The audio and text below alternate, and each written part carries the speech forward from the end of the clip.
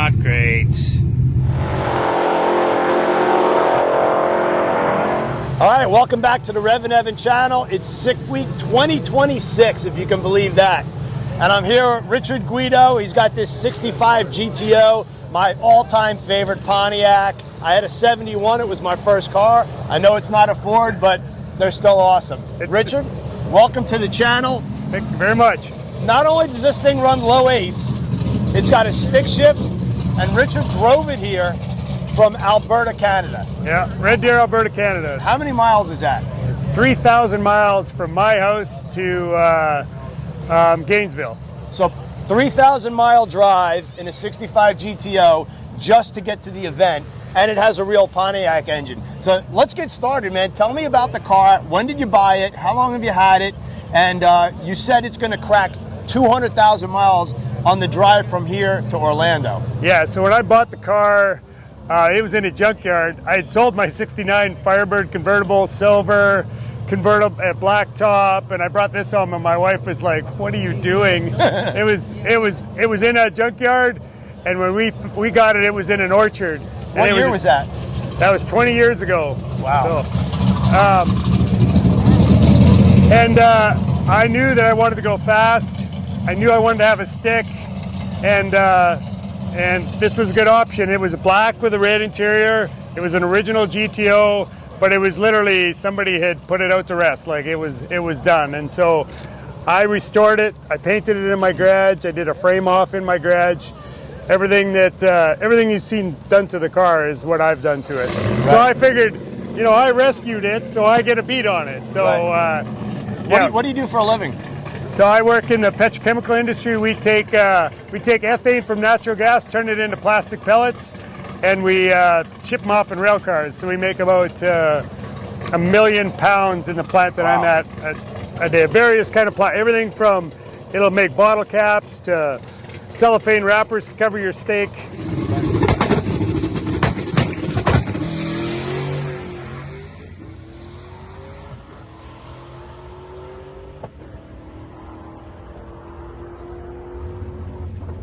So you got started with the car, you rescued it, you restored it, you got it back to running condition, and then what was the first iteration when you went drag racing with the car? Yeah, great question. So my Firebird was running like low 11s, and so I thought, if I could have a car that would run 1150s, would get good gas mileage and drive it everywhere, that's kind of where I started, and so originally it went. I had a tri-power on it, with a 498. So it was a 90 over, 4.5 inch stroke, 400.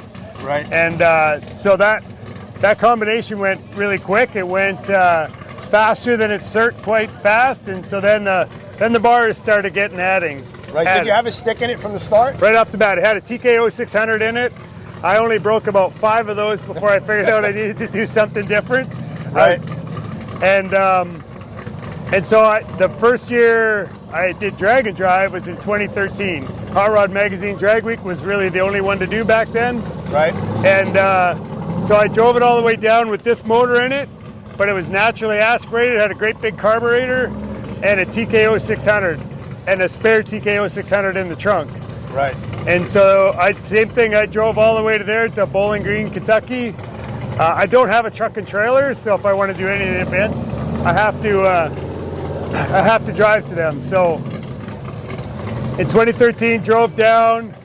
They wrote an article as soon as I got there because most people trailer to the start of these events. Most of the smart people, not maybe the crazy Canadians, but.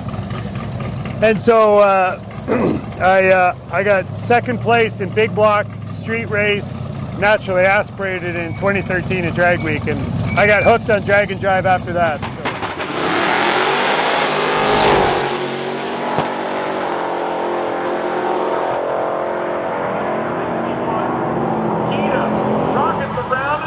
Yeah, so the current combination is, well, it went through a few iterations over the years.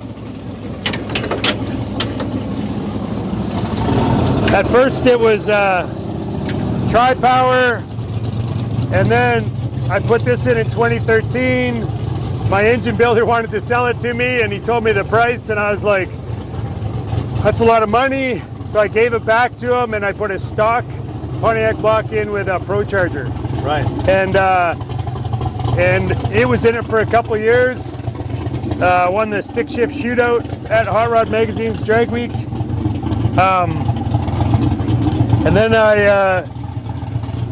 with the Pro Charger, I tried to put it back on with this engine, and it made decent power, but it's too big for the Pro Charger. And then Reed from Work Turbocharger hooked me up with this 94 millimeter. Right. And it's the most streetable combination. It gets fantastic fuel economy. With a carburetor compared to the turbo, it cruises at way lower of an RPM. It doesn't buck like we get with stick carts sometimes. Right. And it's fantastic. Like, you can drive this thing, well, I drive it like 1,000 miles a day, and it just kind of idles along. Yeah. Right, so it's a legit Pontiac engine, where a lot of guys have gone to an LS or a big block Chevy in these type of muscle cars, but you've kept it true to the Pontiac heritage. Yeah, I tell people I didn't want to slow down. There's no point putting an LS in it. Exactly. But, so what block and heads are you running? So it's an Indian Adventures 2 block. So it's an aftermarket iron block. It's pretty heavy, but it's very stout. And then it's got Edelbrock wide port heads on it that flow about 380 CFM, which is great, except for everything's unique on it. Like it's got offset rockers, offset lifters. Right. And then tell me about the induction setup. What turbo? It's 525 cubic inches. That's right, 525 cubic inches with a 94 millimeter turbo. And so one thing for me on drag and drive is I need to keep it safe. Like, I need to be able to drive it all the way back home after beating on it. So the air to water setup that's on it, this is a chiseled 2000, which is like a 2,000 horsepower one. Right. So I have the air going through there, and then in the trunk I have water that I fill right full of ice, and so it'll melt like a 5-gallon pail of ice in one pass, but it really keeps the intake charged and keeps it very safe. And then for fuel on the street, I just run pump gas, and at the track I run C16 and intercooled, and it's, in my opinion, it's probably the safest combination as compared to methanol or something. C16 and intercooled just keeps it very safe. So. Right, so some of the features that I personally like about the 65 GTO, if you can shut the hood for 2 seconds, is obviously the styling. Pontiac styling in the 60s and 70s was amazing. So you got the stacked headlights. You got some vents up here that aren't stock, but probably necessary for keeping it cool. Yeah, it just helps, yep. Yep, and then that beautiful snorkeled Pontiac hood. The sharp lines of this car. The 65 is still a little on the smaller side, 66 and 70. Yeah, they're a little bigger, yep. But just very sharp lines to the car. And then yours is a hard top. So if you want all these windows open, they also made a model called a post car where there would be a B pillar here and then a window post. But you can tell the door is nice and heavy. What's the car weigh? So in the current race weight, it's 4,090 pounds. Wow. So tell us about the interior, and tell me about, like, so you put so many miles on this car, Richard, that a lot of thought has to go into driver comfort, passenger comfort, and the ability to just be in the car for that amount of miles without being fatigued, but yet still be safe and be able to race it. So what are some of the challenges? What are some of the unique things that you've worked out over time to make the car be able to go 820s and also be able to put so many miles on it? Yeah, so a removable door bar is definitely key. I've had 2 different style of scat seats in it. These ones are the 1300s. The 1000s had some bolstering, so I just wear it out because I'd be going in and out so much. But these Pro Car seats have been fantastic as far as how comfort they are. And it's funny is these taxi bead seats, like, people give me a hard time. It just helps, like, on these long drives, and keeps your butt off from sticking to the vinyl. They're comfortable. I sat in there. Yeah. Tell me about the rest of the drive line, clutch, transmission, because it's one thing to go do this with an automatic. To be banging gears going 8s and then drive, 200,000 miles, you've probably spent a lot of time working that out. Yeah, it's been through a few iterations, but the final iteration here, it's got a Browell bell housing. Okay. So it's got an SFI window in the bottom, so we can adjust the clutch. It's got an adjustable single 11-inch disc from Kale at Black Magic, and it's a next gen is what I have. I have 2 clutches. I have a spare in the trailer as well, just in case I need it. And then behind that, it's a T56 Magnum from G-Force. It's got an upgraded input shaft because I was twisting those. It's got a hogged out tail housing so you can get a differential yoke on it. Okay. Because I was twisting those, and so when you go to take the drive shaft off and it won't slip in anymore, you look at and it's twisted the spline. But that seems to have solved that. It's also got an oil pump on it that takes oil from the back of the transmission, goes through a spray bar from Tick Performance, and it sprays the gears while you're going down the track. Okay, so you get some cooling and extra lubrication. Yeah, and so it turns on at 2,500 RPM, so it's like on all these long drives, it's not sitting there running all the time. Okay. So there's no point in wearing it out if you don't have to. Right. And then, the console's just sitting there. It's removable. If I don't have a passenger, if there's not 3 of us, I'll actually take the back seat out. You can still get it out, and I'll put all the wheels in the back, just so it frees up more space for more spare parts or whatever. Right.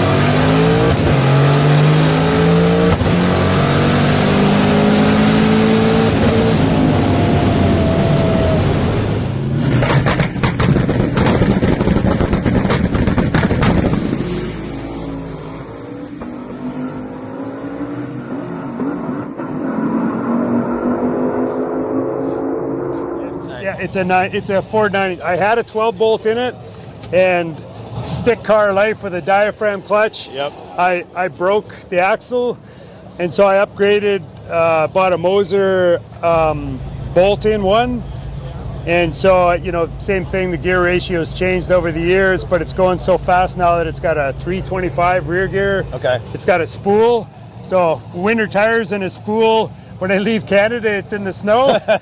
So you got to be a little, smart driving it. I drove with a spool on the street in my Fox body for a little while with 410s, and so it's you know the deal. I know the deal on that. Yeah. So pop the trunk. Let's take a look at what drag and drive is all about. So you got racers have to race the car, drive the car, but you can bring your own support. You can't bring another vehicle, but you can bring a trailer, and you can see he is loaded for bear. Yeah, and so there's a spare. Bucky's for the win. There's the fuel system's kind of unique. So there's just a 3-gallon tank for C16. Right. And so the way it's set up is there's 2 fuel pumps, one for race and one for street. Because in these events, if you try to use your race pump to drive on the street, typically it's like a big heater. The fuel just circulates so fast and heats it up. Right.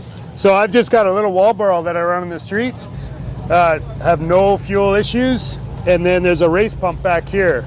Both pumps have check valves on the discharge, so they both pump into the same line, and then I just have a 3-way valve that I just swing for the return. Nice. And so I can switch the fuel over like in seconds. Right, so you're running which fuel on the street and which in the track? Yeah, like 91 to 93 octane on the street, and then C16 at the track. Okay, so you obviously chairs and coolers and some spare parts, and then take us through what you bring to the event. So if there's nobody in the back seat, the tires go in there. But if there's somebody there,